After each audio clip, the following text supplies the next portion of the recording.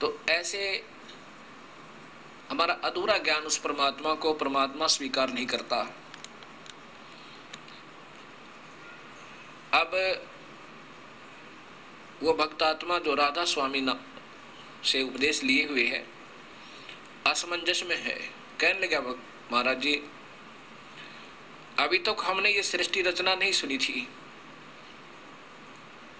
और हमारे गुरुओं को ज्ञान होता तो जरूर बताना चाहिए था। तो 125 वर्ष हो गए इस पंथ को चलते ने, और जो भी इन्होंने ज्ञान लिया वो कबीर साहब के ही शास्त्र से प्राप्त है। कबीर साहब का शास्त्र है, उससे ही इन्होंने लिया है। और अभी तक ये नहीं बता पाए कि वो परमात्मा सतलोक में है कौन। महिमा तो सतलोक ही गाते हैं, लेकिन नाम जो दे रखे हैं, क्योंकि हमारे पास हजारों की संख्या में उधर से नाम त्याग कर यहाँ आए हुए हैं, उन्होंने वो 5 नाम बताए। और फिर साथ में एक और संत धन धन सतगुरु पंथ चले हुए हैं, वहां से भी हजारों की संख्या में इस सत्संग को सुनकर वापस आए हैं, और पहले भी हजारों की संख्या में आए हुए थे। तो उन्होंने भी वो 3 नाम बताए। ये तो महिमात्मक मंत्र है। जैसे पानी के 3 नाम रख ले, जल पानी नीर, अकाल मूर्त शब्द स्वरूपी राम सतपुरुष। ये उसी सतपुरुष के यानी पूर्ण ब्रह्म के कबीर साहब के उपमात्मक और पर्यायवाची शब्द है। लेकिन वो कबीर नहीं बता पाए, तो इसलिए उनके पास वो वस्तु नहीं है। अभी 3 नाम जो है, ये अकाल मूर्त शब्द स्वरूपी राम सतपुरुष, ये तो उस पानी के 3 नाम समझ लो प्रभु के। वो पानी मिला कैसे? जिसकी महिमा गाई जा रही है वो जल प्राप्त कैसे हो? जो जिसको जल पानी नीर, जल पानी नीर ऐसे उसकी रट लगा रखी है, वो मिला कैसे? या तो हैंडपंप लगावे, वो हैंडपंप लगाने की विधि अलग है, तब वो जल मिला, नीर मिला, पानी मिला। और या कुआं खोदे या ट्यूबवेल लगावे, ऐसे वो जल मिला है। इसी प्रकार इस सतपुरुष अकाल मूर्त शब्द स्वरूपी राम को पाने के मंत्र अलग हैं। वो 3 मंत्र हैं अलग से। उसमें प्रथम मंत्र ओम है, ओम के बाद फिर एक मंत्र और है जो परब्रह्म का मंत्र है। और अगर वो तीसरा मंत्र नहीं मिला, वास्तविक मंत्र, तो ये दोनों भी व्यर्थ हैं। व्यर्थ का मतलब है कि पूर्ण छुटकारा नहीं हो सकता। तो ऐसे तो उस भक्तात्मा ने कहा, जी दिल तो करता है कि मैं आपके यहाँ उपदेश ले लूं और वहां से निकलूं, लेकिन मेरी समस्या है। क्या समस्या है? मैंने पूछा। उस भक्त ने बताया कि मैंने हजारों की संख्या में अपने रिश्तेदारों को, गांव वालों को, नगर वालों को, जो मेरे संपर्क में आए, सत्संग कर करके और वहां राधा स्वामी पंथ से उपदेश दिलवा रखा है। अब मैं इधर आऊं तो वो मुझे धिक्कारेंगे कि हमें पहले तो तू यहाँ आ गया था, अब वहां चला गया। एक समाज बन जाता है। आप ये भी एक बाधा है इस भक्ति मार्ग में। हमने अपना फैसला स्वयं लेना होता है, और जब बात समझ में आ जाती है फिर देर नहीं करे। तो मैंने कहा कि उनको भी समझाओ और ये सत्य ज्ञान बताओ। समझाने से ही ज्ञान होता है। 1 बार 2 बार 3 बार 10 बार। तो वो कहने लगा, जी मैंने कोशिश की थी 1-2 से जिक्र करने की, वो नहीं मानते। वो कहते हैं तो पहले तो ऐसे कहता था, हमें वहां ले गया, अब कहता है कि यहाँ वस्तु नहीं है, तो जी वो मैं भी नहीं आ सकता। आस्था चैनल पर सत्संग सुनकर बहुत भक्तात्माओं की बहुत ही अच्छी भावना व्यक्त हो रही है, और सभी कह रहे हैं कि ऐसा निर्मल और सत्य ज्ञान और शास्त्रों में उपलब्ध अभी तक समाज के सामने क्यों नहीं आया। इसका कारण तो भक्तात्मा स्वयं ही फैसला करेंगे, अच्छा लगेगा। यदि ये दास ज्यादा कहेगा तो सोचेंगे कि ये निंदा ही करते रहते हैं। ये मेरा कोई शौक नहीं, क्योंकि मैं भी इसी बीमारी का मरीज था और तलाश थी ईश्वर की। अब याद आता है कि अगर ये रास्ता नहीं मिलता तो टक्कर मार कर रोना पड़ता। उस काल के लोक में असंख्यों युग हो गए हमने यहाँ पर चक्कर काटते आने, यही काल तक की पूजा करते हुए और काल ही के जाल में फंसे हुओं को। अब ये निंदा न समझे भक्तात्मा। अब जैसे जो सर्जन होते हैं, डॉक्टर होते हैं, वो मरीज के दर्द की परवाह नहीं करते कि इसको पीड़ा होएगी। मान लीजिए कई अनजान जो कंपाउंडर होते हैं, कंपाउंडर भी नहीं कह सकते हम उनको, जो इस बात से डरते हुए कि कहीं इस मरीज को दर्द हो और ये नाराज हो जावे और कल को तेरे पास ड्रेसिंग कराने ना आवे, अर्थात पट्टी ना करवावे, वो कंपाउंडर भी नहीं होते, वो लालची होते हैं, पैसों के पुजारी। वो उसका जीवन नहीं देखते मरीज का कि इसको अब थोड़ी सी पीड़ा हो जाए तो अच्छा है, ना आए तो ना सही, इलाज तो सही होगा। तो कंपाउंडर अनजान, कंपाउंडर भी नहीं कह सकते उनको, अनजान जो बिल्कुल स्वार्थी तत्व, वो डॉक्टर ही मरीज से डरेगा कि कहीं कल ना आवे और तेरी चवन्नी ना बने। और वो कहेगा, मरीज कहता है डॉक्टर जी मुझे चोट लगी है, पट्टी करना। अब वो पट्टी करता है, फिर कहता कल फिर आना या परसों आना। अब वो जाता है मरीज और कहता है डॉक्टर जी बहुत पीड़ा हो रही है, दर्द हो रहा है, इसको धीरे धीरे पट्टी को हटाना। अब वो पट्टी धीरे धीरे हटा करके और मवाद निकालना चाहे, पता तो होता है, लेकिन मरीज मर गया जी मत छेड़ो, काहे के डॉक्टर हो। तो वो बेचारा सोचे कहीं कल ना आवे तेरे पास ये मरीज और तेरी चवन्नी ना बने। ऐसे ही अच्छा भाई, पट्टी की और बांध दी ड्रेसिंग जा, फिर आया, फिर बांध दी, 1 महीना लटकाता रहा। जब नहीं आराम हुआ तो पहुंचा उस सर्जन के पास जो वास्तव में डॉक्टर था। वहां भी जाकर के मरीज ने कहा कि डॉक्टर जी मुझे पीड़ा बहुत हो रही है। कहा बेटा एक बार और होएगी थोड़ी सी, फिर नहीं होएगी। वो कहता नहीं जी दर्द नहीं करना, नहीं जी दर्द नहीं करना। दर्द तो बेटा एक बार थोड़ा सा होएगा और होएगा, फिर नहीं होएगा। उखाड़ के उस पट्टी को और दबा के ऐसे धीरे धीरे उसका निकाल का मवाद और फिर बांध का पट्टी भरकर दवाई जख्म के अंदर और कहता बेटा परसों फिर आना।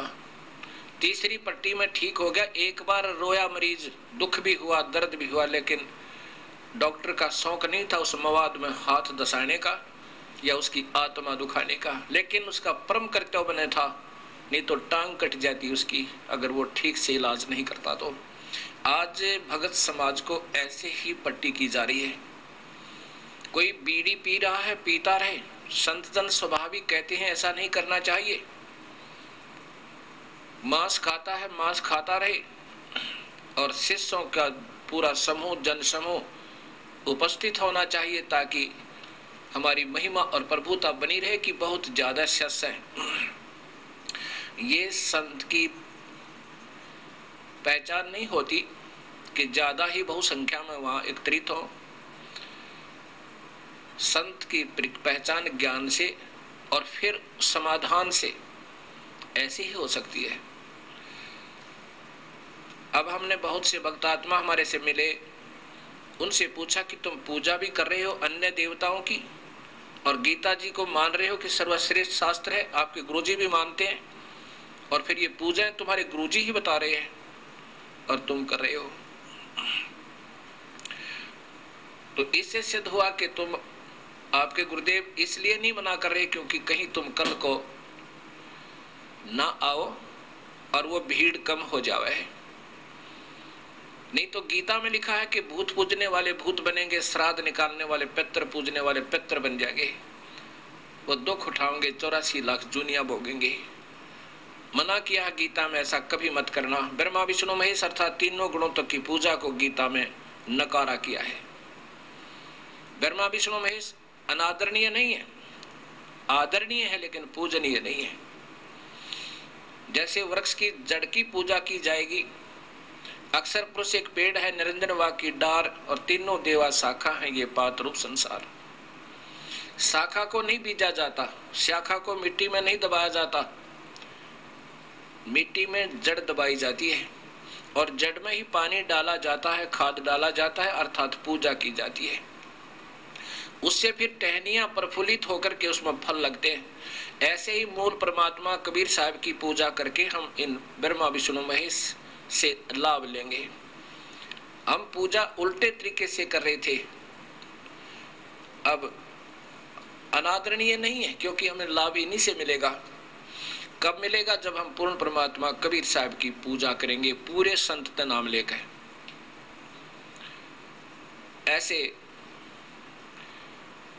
अब जब एक बार तो भगत समाज को दर्द जरूर होगा कि ये महाराज जी सबके ही नसें पकड़ रहे हैं, सबको छोटा बता रहे हैं, घटिया बता रहे हैं। घटिया तो बिल्कुल कोई शब्द भी प्रयोग नहीं करूंगा, शास्त्रों में जो लिखा वो अवश्य बताना चाहूंगा।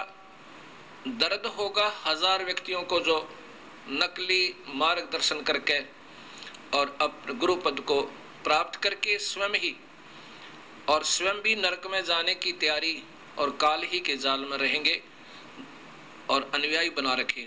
दुख तो होगा उनको 1000 को और कल्याण होगा करोड़ों का। इसलिए ये दास का शौक नहीं, मजबूरी बन गई, क्योंकि मैं इस मार्ग का सर्जन बन गया। मेरे गुरुदेव की कृपा से अपने कबीर परमात्मा की रजात है। अब मैं गलत नहीं बोल सकता, जो शास्त्रों में लिखा है वो प्रमाणित है। शास्त्र केवल वेद और गीता, ये तो ब्रह्म तक की साधना का है कि प्रमाणित ग्रंथ है, ये संविधान है। इससे अलग कोई संत नाम देता है, कोई मंत्र देता है, ओम नाम से अलग कोई मंत्र देता है, वो मंत्र नहीं है। चाहे वो ओम भागवते वासुदेव नमः है, चाहे वो ओम नमः शिवाय है, चाहे वो कोई भी दे रहा है, केवल ओम मंत्र ब्रह्म साधना का सर्वोत्तम मंत्र है। इसके बाद परब्रह्म की साधना का एक और मंत्र है। ये दोनों ही मंत्र मिलके सत्य नाम बनता है और उनसे ऊपर एक मंत्र पूर्ण ब्रह्म की प्राप्ति का है। ये मंत्र यहाँ से छुटकारा पाने के हैं, इनके ऋण उतारने के हैं। और पूर्ण परमात्मा का मंत्र फिर वो सारनाम बन जाएगा, 3 मंत्र का बनकर, वो उससे जीव का छुटकारा होगा। अब मेरा शौक नहीं उस डॉक्टर की तरह जैसे मैं मवाद में हाथ डालूं। अब सबके बारे में ये बता रहा हूं कि ये पूजाएं वो बता रहे हैं, ये पूजाएं वो संत बता रहे हैं, ये मेरा शौक नहीं। लेकिन जब तक तुलना नहीं होगी तब तक समाज समझ नहीं सकता। इसलिए ये मेरी मजबूरी समझो और कोई मुझे लालच नहीं। अगर ये संतों के पास मार्ग सही होता तो ये दास नहीं कोशिश करता। मैं तो अपना बाल बच्चेदार व्यक्ति था और अपनी सर्विस किया करता था। जूनियर इंजीनियर की मेरी पोस्ट थी। गुरुदेव ने आशीर्वाद दिया, भाई उपदेश दिया करो।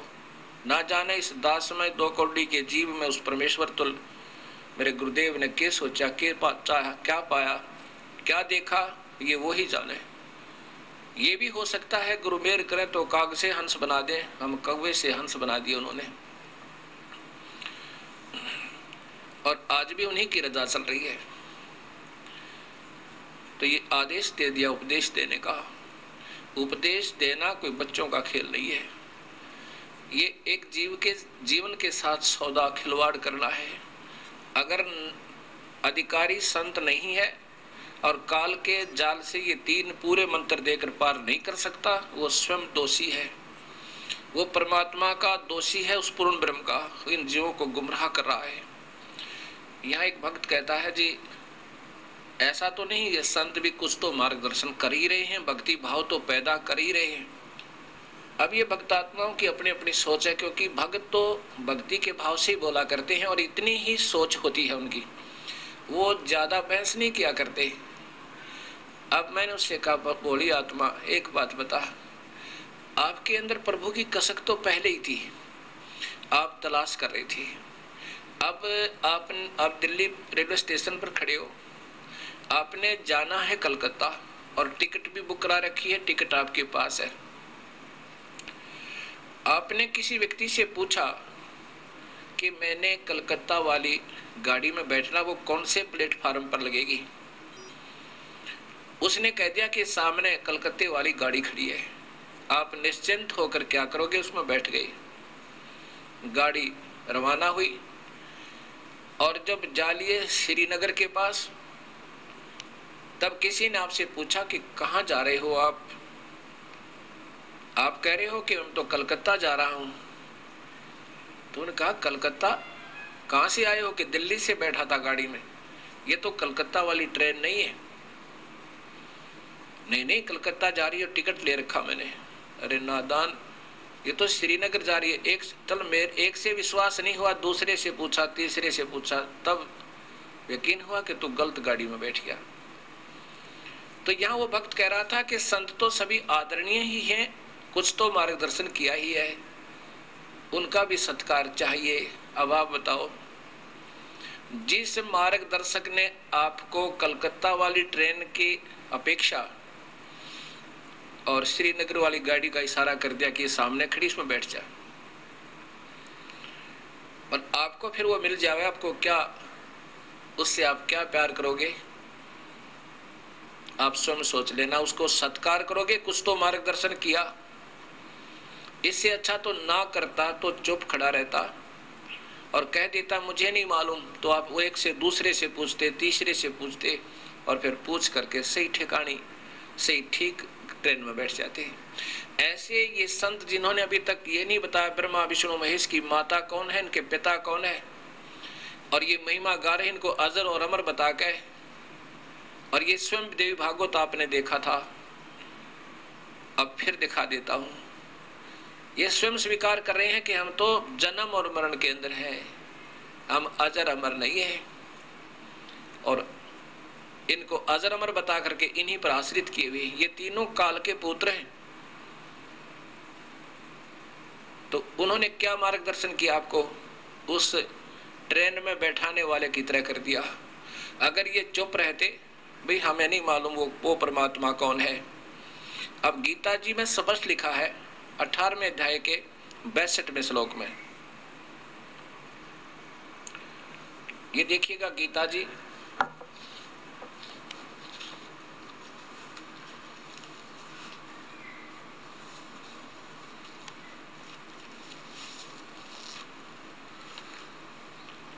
गीता प्रेस गोरखपुर से प्रकाशित 18वें अध्याय का 62वां श्लोक देखिए। अध्याय नंबर 18 और इसमें 62वें श्लोक में लिखा है कि भगवान कह रहे हैं कि उस परमात्मा की शरण में जा अर्जुन। ये 62वां श्लोक है। हे भारत, सब प्रकार से उस परमेश्वर की शरण में जा, उस परमात्मा की कृपा से ही तू परम शांति को और सनातन परम धाम को प्राप्त होगा। देखो यहां संस्कार देखिएगा, शाश्वतम शाश्वतम स्थानम। शाश्वतम का अर्थ होता है अविनाशी, स्थान माने धाम, ये धाम सतलोक, धाम कहो लोक को, शाश्वत माने सत्य और स्थान माने लोक, धाम सतलोक को प्राप्त होगा। वो परमात्मा है कौन, इनको मालूम नहीं। अब फिर देखिएगा ये देवी भागवत महापुराण श्री गीता प्रेस गोरखपुर से प्रकाशित, इसी में आप वही फिर देखेंगे कि ब्रह्मा विष्णु महेश स्वयं कह रहे हैं कि हम तो जन्म मरण के अंदर है माँ, हम अविनाशी नहीं है। गीता प्रेस गोरखपुर से प्रकाशित। और इसके तीसरे स्कंद में, जैसा कि कल आपने पहले भी दिखाया था मैंने, अब फिर जरूरी होगा, क्योंकि ये सत्संग धीरे धीरे चल रहा होता है, कोई कभी देख रहा होता है, कभी कोई सुन रहा होता है। ये देखिएगा तीसरा स्कंद।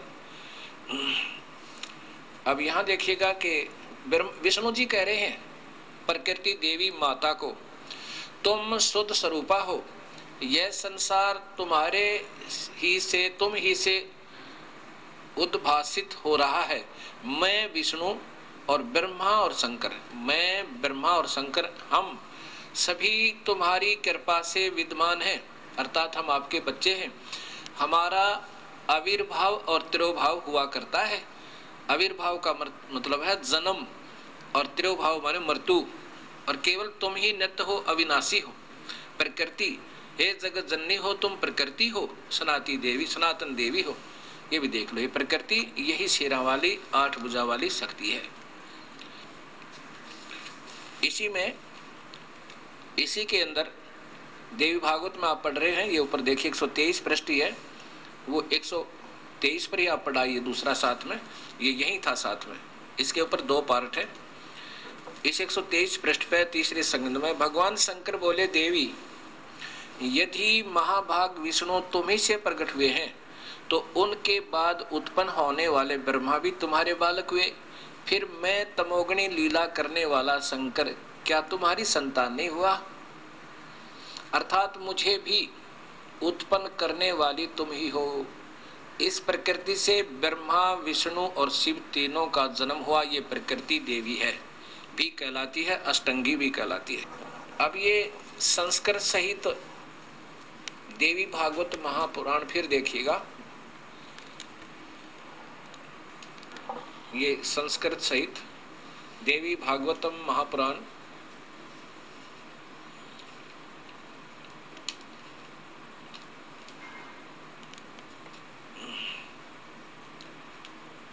ये देखिएगा,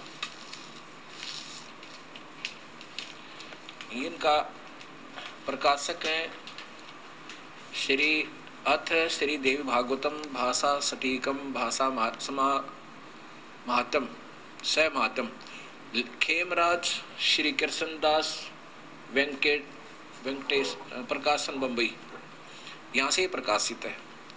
और इसी में सकंद, तीसरे सकंद में आप देखिए, साथ में संस्कृत भी है इसके अंदर। ए मात जो वहां था ना, उसी में गीता प्रेस गोरखपुर से प्रकाशित, उसी में विष्णु जी कह रहे, हे मात, ब्रह्मा, मैं और शिव ये तुम्हारी प्रभाव से जन्मवान है। हम तो आपसे जन्मवान हैं, हम तो जन्म और मृत्यु में हैं, हमारा जन्म होता है, नित्य नहीं है, अविनाशी नहीं है। नित्य माने अविनाशी। फिर इंद्रादि दूसरे देवता नित्य किस प्रकार हो सकते हैं हे माता? अब यहां देखिए नीचे, तुम ही प्राण प्रकृति रूप नित्य हो। बस ये मैं बताना चाहता कि तुम ही प्रकृति हो। अब आगे देखिए, इसी में, इसी तीसरे सकंद के अंदर ही लगातार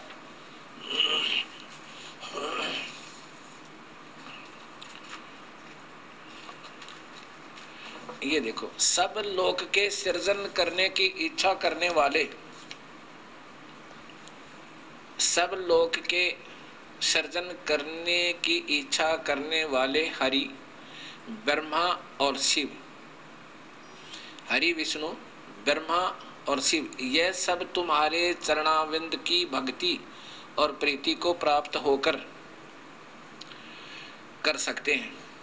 हे माता, यदि हमारे ऊपर आप दयायुक्त हो, यदि आप हम पर दयालु हो, आप हमारी माँ हो, तो हमको तमगुण में, शिव जी कह रहे हैं, मुझे तो तमगुण बना दिया आपने, किस प्रकार प्रदान किया? ब्रह्मा रजोगुण और हरि सतगुण। बताओ, कहते मेरे से ये अनर्थ करवा रहे हो, सब जीवों को मरवा रहे हो, ये देखो मुझे तो तम गुण कर दिया।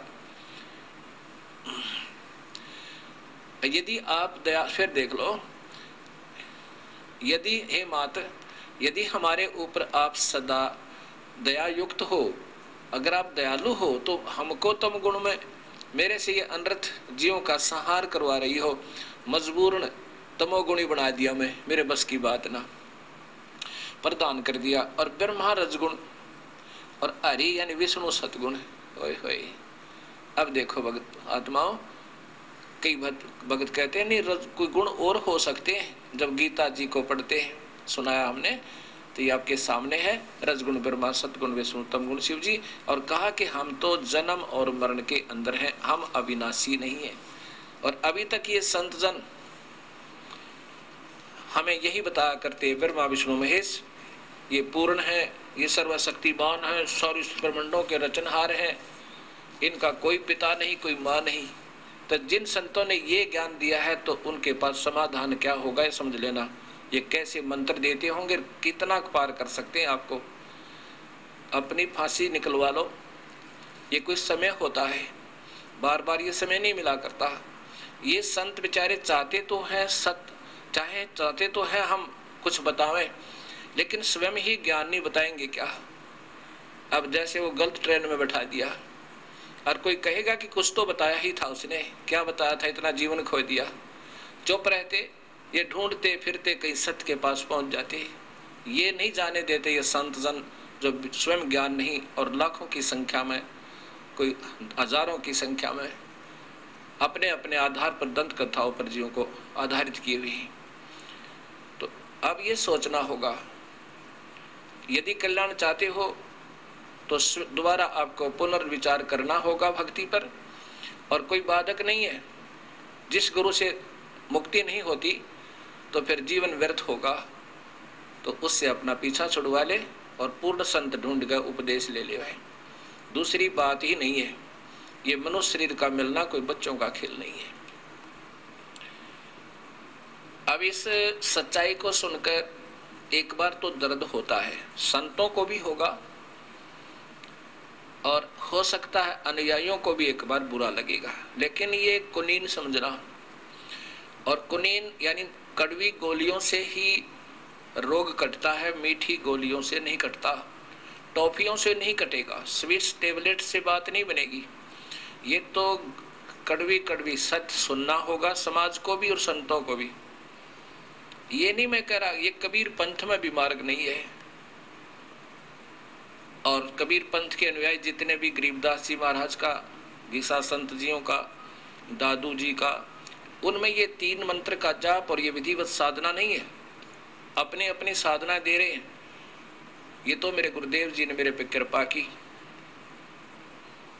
ना जाने इस अनमोल भंडार को कहाँ छुपाए हुए थे। 116 वर्ष की आयु हो चुकी थी जब उन्होंने यहाँ से अपना सतलोक गमन किया, और ये दास उनसे केवल 7-8 वर्ष सतलोक जाने से पहले सन 1988 में इस दास ने नाम लिया था। 17 फरवरी 1988, और 1994 में इस दास के ऊपर वजन रख दिया, नाम देने का आदेश दे दिया, जबकि लाखों शिष्य थे उनके, किसी से नहीं दिया उनको नाम देने का आदेश। और सन 1997 में 26 जनवरी 1997 में सतलोक चले गए। नाम देने का आदेश देकर 3 वर्ष फिर लगभग इस दास के साथ रहे, 94, 95 और 96। और जब देख लिया कि हजारों की संख्या में शिष्य बन गए हैं, और उन्होंने कह दिया था उन प्रेजेंट उस समय के जितने भी शिष्य गुरुदेव के थे, मेरे गुरु भाई बहन थे, उन सब से कहा था, कम से कम सैकड़ों की संख्या में वहां उपस्थित भक्तात्मा थी, कि आज के बाद ये तुम्हारा सबका गुरु होगा, और जो इसको नहीं मानेगा तो वो मेरा नहीं होगा। और मुझे कहा था कि मैं तेरे साथ रहूंगा।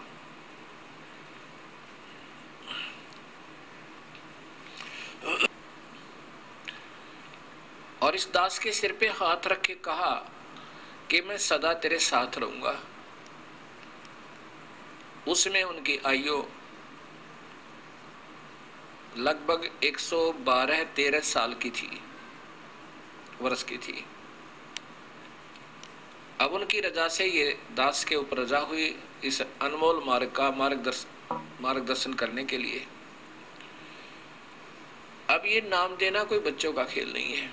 अपने सिर पर वजन धरना, इन एक अनमोल जीवन को बर्बाद कर देना, सतमार्ग ना बता करके, इससे बड़ा दोषी इस पृथ्वी पर कोई नहीं है।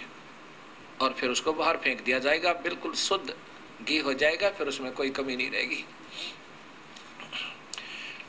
ऐसे ही राधा स्वामी सत्संग के राधा स्वामी के बारे में मैंने आस्था के ऊपर एक टिप्पणी की थी। टिप्पणी तो दास नहीं कर सकता, मैं तो इन संतों की धूल हूँ, चरणों का जूता समझो मुझे इनका।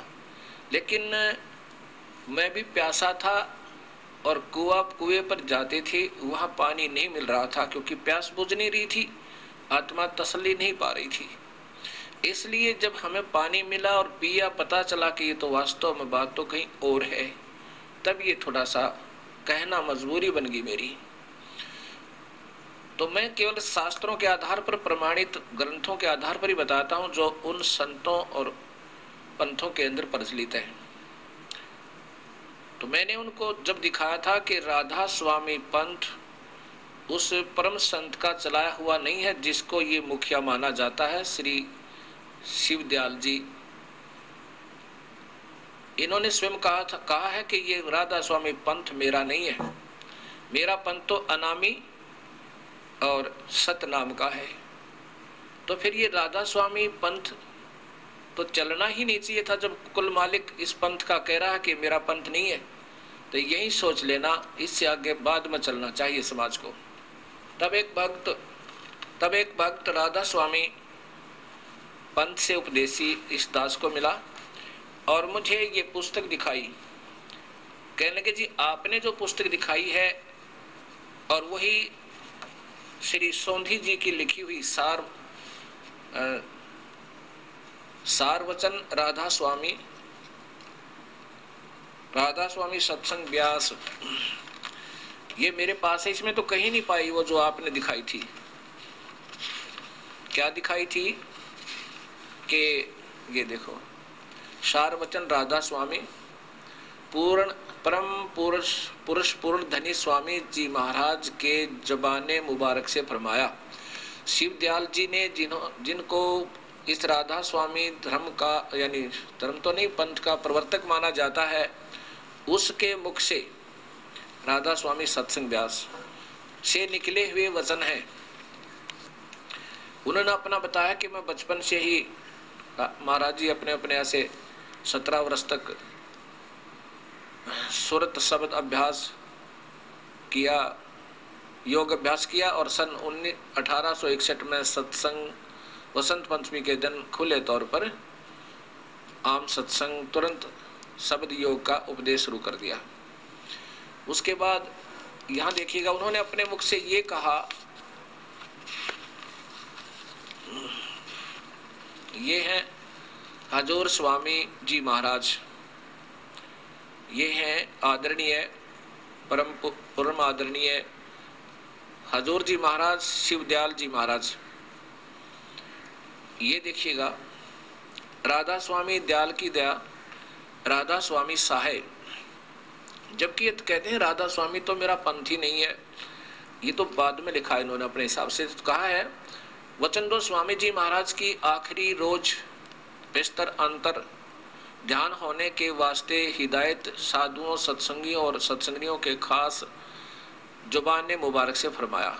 स्वयं उन्होंने अपने जबान से कहा। 15 जून सन 1878 ईस्वी 1878 मुताबिक आषाढ़ वदी 1 पड़ुआ संवत 1935 बी रोज शनिचर वक्त असलू सुबह।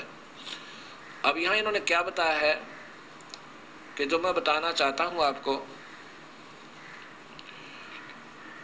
वचन नंबर 5 में फिर स्वामी जी महाराज ने राय साहेब सालग्राम और कुल साधुओं सत्संगियों व सत्संगियों की तरफ मुतवज्ज होकर फरमाया कि जैसा मुझको समझते हो वैसा ही अब राधा जी को, ये देखना, ये राधा जी स्वामी जी की धर्म पत्नी थी, उनका नाम नारायणी देवी था, को समझना और राधा जी और छोटी माता जी को भी बराबर जानना। अब देख लेना, ये राधा तो इनकी पत्नी थी और ये राधा स्वामी यानी इनके पति हुए। बाद में साल्यग्राम जी ने अलग से ये राधा स्वामी पंथ बना दिया इनकी मर्जी के खिलाफ, क्योंकि ये तो कह रहे हैं कि मेरा तो राधा स्वामी पंथ था ही नहीं। और साल्यग्राम जी उस नारायणी देवी माता को, जो शिवदयाल जी की परम आदरणीय शिवदयाल जी की धर्मपत्नी थी, उनको राधा कहा करते थे और इनको श्री कृष्ण माना करते थे। इसलिए राधा स्वामी कहने लगे शिवदयाल जी को कि राधा का पति, स्वामी माने पति, मालिक, खशम, ये शब्द का अर्थ होता है। तो राधा व नारायणी देवी को राधा कहने लगे और स्वामी जी को स्वामी, उनका पति राधा स्वामी यानी शिवदयाल जी को राधा स्वामी स्वयं कहा करते थे।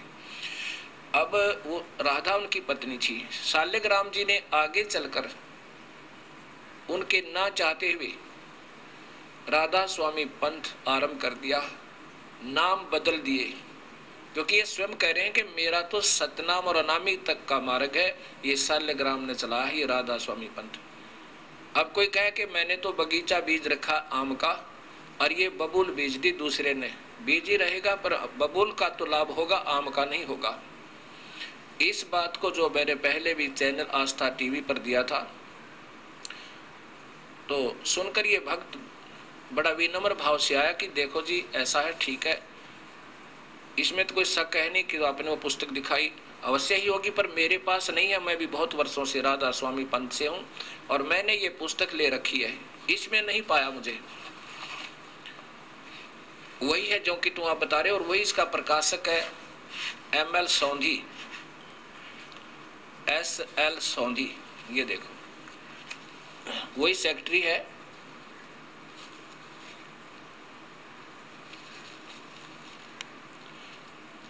SL सौंधी, सेक्रेटरी राधा स्वामी व्यास सत्संग जिला अमृतसर। और वही मैंने उसमें दिखाया था कि यही उनका, ये सेक्रेटरी भी वही है, प्रकाशक। तो ये भिन्नता कैसे, ये भी बताऊंगा भिन्नता कैसे है।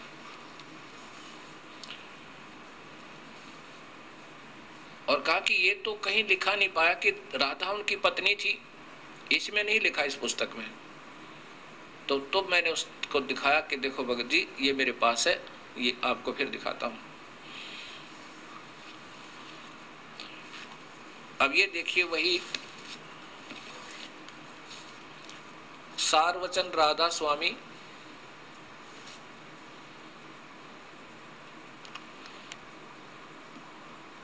श्री हजूर स्वामी महाराज, राधा स्वामी सत्संग व्यास, और इसके भी प्रकाशक वही ML सौंधी, SL सौंधी ही है।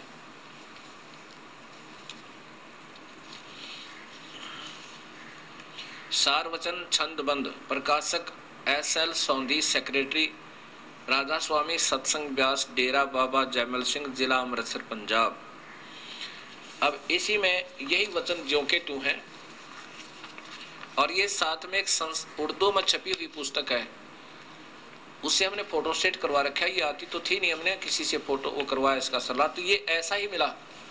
ये देखिएगा नीचे, ये उर्दू पढ़ने वाले समझ सकते हैं इसमें क्या लिखा है। इसमें क्या लिखा है ये अभी बताऊंगा, हिंदी में पढ़कर बताऊंगा आपको।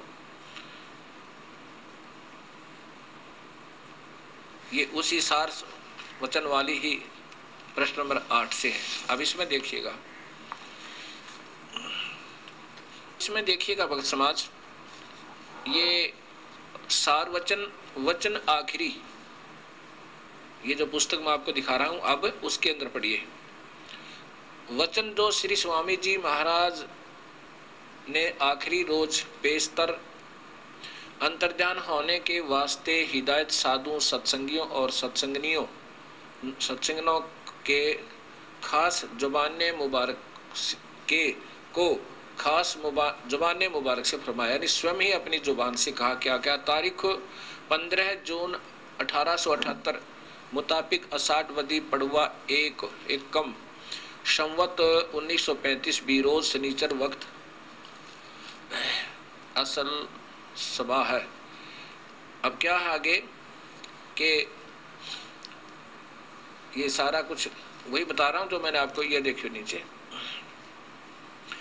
वक्त 8 बजे सुबह श्री स्वामी जी महाराज ने फरमाया कि अब चलने की तैयारी है। इसके बाद महाराज जी ने सूरज चढ़ाई और सब भास खींच लिया। सिर्फ सफेद डेले आंखों के नजर पड़ते थे और बदन कांपने लगा। नाखून हाथों व पैरों के पीले हो गए थे। फिर पाव घंटे बाद सूरज उतरी और उस वक्त यह फरमाया कि अब मौज फिर गई, अभी देर है। तब सेठ प्रताप सिंह ने पूछा कब की मौज है? उस पर फरमाया कि बाद दोपहर के। अब यहाँ बताओ, बाद दोपहर सब इकट्ठे हो गए। ये पांचवा, फिर देखो वही सार्वचन पांचवा। फिर स्वामी जी महाराज ने राय साहिब सालग्राम और कुल साधुओं व सत्संगियों व सत्संगनों की तरफ मुतवज्ज होकर फरमाया कि जैसे मुझको समझते हो ऐसे ही अब राधा जी को समझना और राधा जी और छोटी माता जी को बराबर जानना। अब सब कह रहे हैं कि राधा जी कोई स्त्री है और जो इनकी अपनी पत्नी है। छोटी माता जिसे कहते वो इनके हजूर साहब की भाई की पत्नी। ये इसके नीचे टिप्पणी इन्हों की दी हुई है कि असली नाम माता जी का माता नारायण देवी जी था, लेकिन चूंकि सेठ प्रताप सिंह जी साहब जिन्होंने ये वचन लिखे हैं उनको राधा जी के नाम से पुकारते थे, इस वास्ते यहाँ राधा जी दर्ज है। अब देख लो, छोटी माता जी के मुराद सेठ वृंदावन जी साहेब जी के हजूर स्वामी जी महाराज के मंझले भाई थे की सुपत्नी से है। अब ये सिद्ध हो गया कि ये नारायणी देवी को राधा कहा करता था कौन? सेठ प्रताप सिंह। इसलिए राधा स्वामी इस शिवदयाल जी को कहने लगे। वही सार्वचन वचन नंबर 6। फिर राधा जी महाराज को हुक्म दिया, किसने? स्वामी जी ने दिया कि शिब्बो और बुक्की और विष्णु को पीटने देना। राधा जी को महाराज जी ने हुक्म दिया। राधा जी महाराज को किसने दिया? स्वामी जी ने, कि इन तीनों को भी पीठ मत देना, शिब्बो, बुक्की और विष्णु को। अब यहाँ देखना 8वें में क्या लिखा है। फिर फरमाया कि गृहस्थी अपनी पूजा साधुओं से ना करवावे। 9वें में लिखा है कि फिर रिद्धि बीबी ने पूछा कि हमारे वास्ते किसको तजवीज किया है? इस पर फरमाया कि गृहस्थियों के वास्ते तो राधा जी और साधुओं के वास्ते सन्मुखदास जी। ये आपके सामने देख लो। ये राधा कोई औरत थी, वो शिवलाल जी की पत्नी थी, शिवदयाल जी की, और इसलिए फिर इसको राधा स्वामी कहने लगे शिवदयाल जी को। और राधा स्वामी इनका पंथ नहीं है। फिर देखो यहाँ पर सेठ प्रताप सिंह की तरफ, ये सार्वचन नंबर 14 में, फिर सेठ प्रताप सिंह जी की मुतरफ तवज्जो होकर फरमाया कि मेरा मत तो सतनाम और अनामिका था। ओए होए, अब देखो भक्तजनों, ये परमेश्वर और राधा स्वामी मत सालग्राम का चलाया हुआ है, इसको भी चलने देना और सत्संग जारी रहे और सत्संग आगे से बढ़कर होगा। अब यहाँ विचार करना प्यारी आत्माओं। स्वयं स्वामी जी कह रहे हैं कि सेठ प्रताप सिंह की तरफ ध्यान देकर कहा, फरमाया कि मेरा मत तो सतनाम और अनामिका था। मेरा मत तो सतनाम और अनामिका था और ये राधा स्वामी पंथ मत सालग्राम का चलाया हुआ है। ये मूल मालिक है शिवदयाल जी। वो स्वयं कहते हैं मेरा पंथ नहीं है राधा स्वामी, ये तो मनमुखी लोगों का चलाया हुआ है। जब वहीं से बात बिगड़ चुकी है तो आगे इसमें क्या होगा ये पूरा दिखा दो एक बार। फिर पढ़ लें बार बार इसको। सार वचन नंबर 14। अब ये क्यों बताना चाह रहा है ये दास, क्योंकि मैंने कोई शौक नहीं है ये मवाद में हाथ देने की, यानी दूसरों को ये समझना कि ये निंदा कर रहा है, ये आपके सामने है। अब सार वचन 17 में सेठ प्रताप सिंह ने अर्ज किया कि शब्द खुले, इस पर फरमाया कि धुन का सुनाई देना और उसमें आनंद का प्राप्त होना, यही शब्द का खुलना है। बताओ, बस शब्द खुल गई, धुन आ गई, धुनात्मक शब्द कोई प्रकट हो गया तो मुक्ति हुई, ऐसा इनका मानना है। ये पूरा देखो।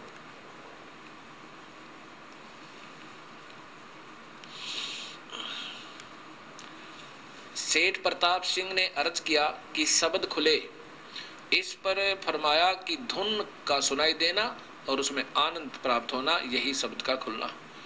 अब ये प्रमुख है, मुखिया है, इस पंथ के माने जाते हैं और ये कहते हैं अंदर धुन सुन गई तब मुक्ति है, बस दैट्स ऑल। ये धुन तो बच्चों को भी सुनाई दे रही है और धुन क्या होती है, धुनात्मक शब्द होता अंदर शरीर में।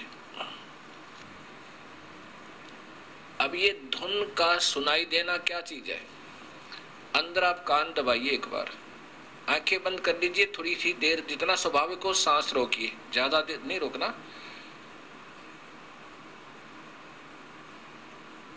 अंदर आवाजें सुनाई देंगी, छोटी छोटी, जैसे झींगा शब्द होता है, झींगा एक पक्षी जीव होता है खेतों में सुनसान में, ऐसी आवाज आती है और उसके बाद छोटी छोटी घंटियां सी आवाज आती है। ये 10-12 प्रकार की आवाजें अंदर से आती हैं। ये तो स्वाभाविक आवाजें हैं, ये तो हर इंसान छोटी मोटी जो साधना तपस्या करेगा उसको भी सुनाई देनी। किसी भी मंत्र का जाप कर रहा है और ध्यान काफी देर तक मेडिटेशन करके ऐसे अभ्यास कर रहा है, उसको भी सुनाई देना आराम हो जाएगा, कोई बड़ी बात नहीं।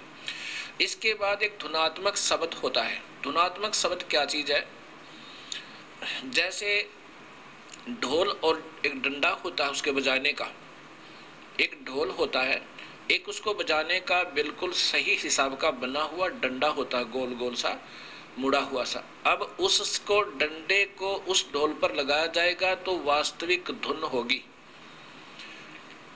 और यदि उस डंडे का और कोई चप्पल लगावे या कोई चीज उठा के लगाने लग जावे, ऐसे लोहे का डंडा मारने लग जावे, धुन तो फिर भी होगी लेकिन वास्तविक नहीं होगी। धुन नाम से प्रकट होगी। जैसे ढोल का डंडा लगा वो विधिवत लगेगा, सही तो सही धुन होगी, और गलत डंडा लगेगा तो गलत धुन होगी, जो सार में जो साजबाज में मिलेगी नहीं। साजबाज में मिलाने के लिए वास्तविक ही डंडा चाहिए जो ढोल के लगाया जाता है, और फिर बजाने वाला अभ्यास हो उसका सही, तो वो धुन सही होगी।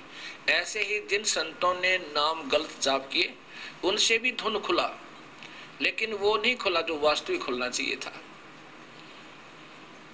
क्योंकि पता चला कि वो 5 नाम देते हैं और उन 5 नामों के बारे में कबीर साहब ने कहा ये तो इस काया और शरीर में ही उलझे रहे, इसी में 5 मंडल काल ने उलझा रखे। वो 5 मंडल इसी एक ब्रह्मांड में फंसे रहने के वो 5 नाम। अभी दिखाता हूं आपको, पुस्तक को फारिग करता हूं, पहले इसी पुस्तक को फारिग करता हूं।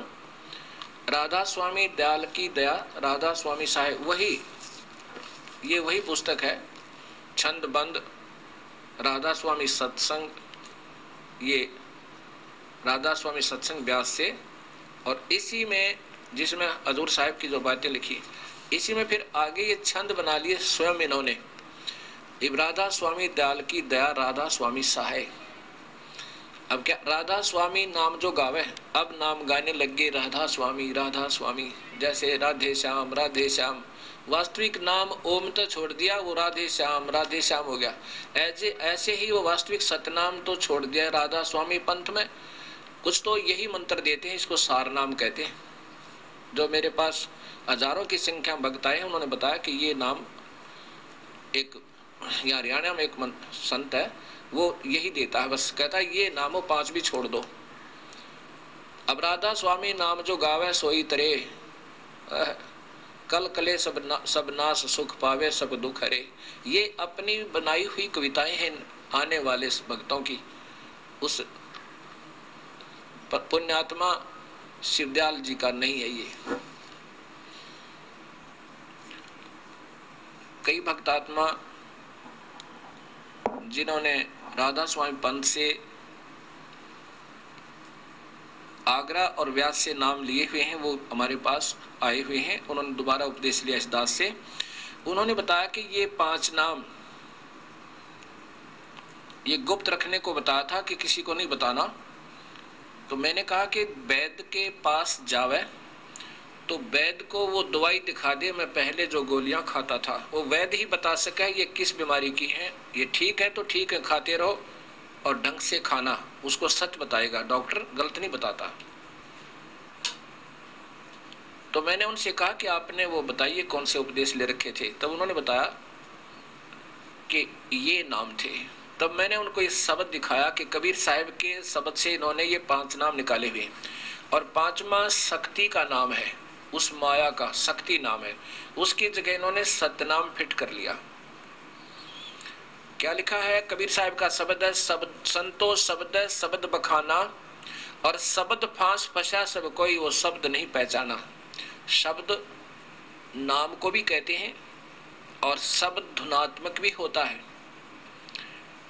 अब जैसे कहा कि प्रथम ब्रह्म स्वयं इच्छा से 5 शब्द उचारा। ब्रह्म ने ये 5 शब्द इस जीव को धोखा देने के लिए उच्चारण किए। सोहम ज्योत निरंजन निरंकार शक्ति और ओंकारा, ये 5 नाम। सोहम निरंजन निरंकार शक्ति, शक्ति की जगह उन भक्तों ने बताया कि हम सतनाम दिया गया था, और ओंकारा ओंकार।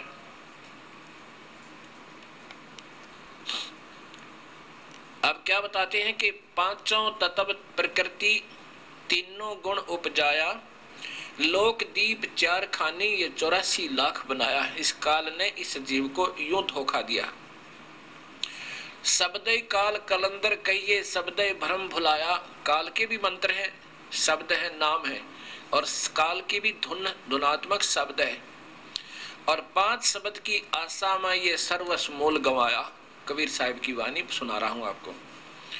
शब्दय ब्रह्म प्रकाश बैठ के बैठे मुंदे द्वारा, शब्दय निर्गुण शब्दय सरगुण शब्दय वेद पुकारा। शब्द ने भी, वेद ने भी नाम का ही आधार बताया, लेकिन अधूरा बताया, केवल ओम नाम, उसके बाद गुप्त कर दिए। जैसे गीता जी के 17वें अध्याय के 23वें श्लोक में ओम तत्सत, ओम तो सीधा ठीक है, तत्सत ये संकेतिक नाम, गुप्त कोड वर्ड बता दिए। वो फिर वो पूरा संत बताएगा, जो गीता जी के 4थे अध्याय के 34वें श्लोक में भगवान कह रहे हैं कि उन संतों ने ढूंढ लिया अर्जुन जो इस तत्व वेद के जानने वाला हो, और उसी से उपदेश लेकर बेड़ा पार करवा। 5 शब्द 5 है मुद्रा काया बीच ठिकाना। शब्द प्रकाश बैठ के बैठे मुंदे द्वारा, शब्द निर्गुण शब्द सरगुण शब्द वेद पुकारा। सभी नाम नाम शब्द शब्द धुनात्मक कहते फिर रहे, लेकिन सही ज्ञान नहीं हुआ। शुद्ध ब्रह्म काया के भीतर बैठ करे अस्थाना, और ज्ञानी योगी और सिद्ध सभी शब्द में उड़ जाना। इस धुनात्मक के आनंद में उलझे पड़े हैं। 5 शब्द 5 है मुद्रा, 5 ही ये मंत्र हैं इस एक ही ब्रह्मांड में उलझाए रखने के लिए। ये 5 मंडलों में इनको उलझाए रखते हैं। कौन कौन से मंडल हैं? एक तो इंद्र का लोक, फिर ब्रह्मा का लोक, विष्णु का लोक, शिव का लोक। इंद्र का लोक, ब्रह्मा का, विष्णु का, शिव का। और इस काल ने एक और जाल बना रखा हर ब्रह्मांड के अंदर। एक नकली सतलोक, अलखलोक, अवनामी लोक भी बना रखे। एक नकली उसको सतलोक कहता है, ये जिसको ब्रह्मलोक कहा है। ब्रह्मलोक के कोने में महासुरग बना हुआ, ये 5वां मंडल है। 5 शब्द 5 है मुद्रा, ये काया बीच ठिकाना इसी शरीर के अंदर ही है। और कबीर साहब का मार्ग तो इस शरीर से भी बाहर है, अभी दिखाऊंगा आपको। पांचों शब्द पांच हैं मुद्रा, यानी इन पांच नाम का एक एक नाम का अलग से साधना करनी होती है। वो किस किस ने की और उनसे फिर क्या उपलब्धि हुई ये बताया जाएगा। पांच शब्द पांच हैं मुद्रा, काया बीच ठिकाना, जो जिसका आराधन कीना उसको वही करत बिखाना। जिस जिसने जिस मंत्र का जाप किया और जिससे उसकी जितनी उपलब्धि हुई उसने उतना ही वर्णन कर दिया। शब्द निरंजन, ये ज्योत निरंजन, शब्द ज्योत निरंजन चांचरी मुद्रा है नैनन के माही, अर्ता को जाने गोरख योगी महा तेज तप माही। ये ज्योत निरंजन जाप किया किसने? गोरखनाथ जी ने बहुत घोर तप करके फिर से कुछ उपलब्धि पाई। त्राटक ध्यान लगा के और पाया क्या? सिद्धियां, आकाश में उड़ जाना, मुर्दे तक को जीवित कर दे, इस ज्योत निरंजन नाम के जाप से और काफी वर्षों तक घोर तप करके ये सिद्धियां आ सकती हैं, लेकिन ये व्यर्थ है। शब्द ज्योत निरंजन चांचरी मुद्रा है नैनन के माही, ताको जाने गोरख योगी महा तेज तप माही। शब्द ओंकार भूंचरी मुद्रा, ये मुद्राएं आती है शरीर की, जैसे तो खेचरी, ऐसे तालू पर जीभ लगाना और फिर उससे कुछ अमृत रस की क्रिया थोड़ी थोड़ी हो जाए, आनंद सा आने लग जाए। ये आनंद ही काल का जाल है, इससे कोई लाभ नहीं होगा। कोई का तात्पर्य है कि पूर्ण मुक्त नहीं हो सकते। शब्द ओंकार भूंचरी मुद्रा त्रिकुटी है अस्थाना, और व्यास देव ताही पहचाने, व्यास जी ने, और चंद सूर्य ते ही जाना। ओम नाम का जाप, ओंकार ऐसे करके, ओंकार इसका जाप ऐसे होता हूँ, बहुत गौर तप करके कहते। फिर इससे अंदर एक वस्तु दृष्टि गोचर होती है, जो दो दल का कमल प्रकट हो जाता है। सोहम शब्द अगोचरी मुद्रा भंवर गुफा अस्थाना, इस काल ने ऐसा जाल फैला रखा है हर ब्रह्मांड के हर लोक में। एक ब्रह्मांड में जैसे शिवलोक है उसमें भी भंवर गुफा है, विष्णु लोक है उसमें भी भंवर गुफा है, और ब्रह्मा के लोक में भी भंवर गुफा है। और फिर जब उसमें ब्रह्म लोक में प्रवेश करते हैं, महास्वर्ग में जाते हैं, उसमें भी भंवर गुफा है। इंद्र के लोक में जाते हैं उसमें भी भंवर गुफा है। अब जो जहाँ की साधना करता है वो उसी लोक में जाता है, फिर वो उस भंवर गुफा में प्रवेश करता है। यहाँ लिखा है कि सोहम शब्द अगोचरी मुद्रा भंवर गुफा अस्थाना, सुखदेव मुनि ताही पहचाना सुन अनहद को गाना। अब सोहम शब्द का जाप सुखदेव ऋषि ने किया और कहाँ पहुंचा? स्वर्ग लोक में, विष्णु जी के बैकुंठ में।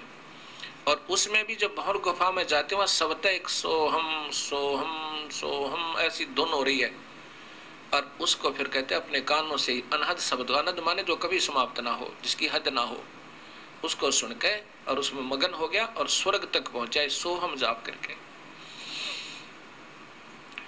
शब्द रंकार खेचरी मुद्रा 10वें द्वार ठिकाना, ब्रह्मा विष्णु आदि लग रंकार पहचाना।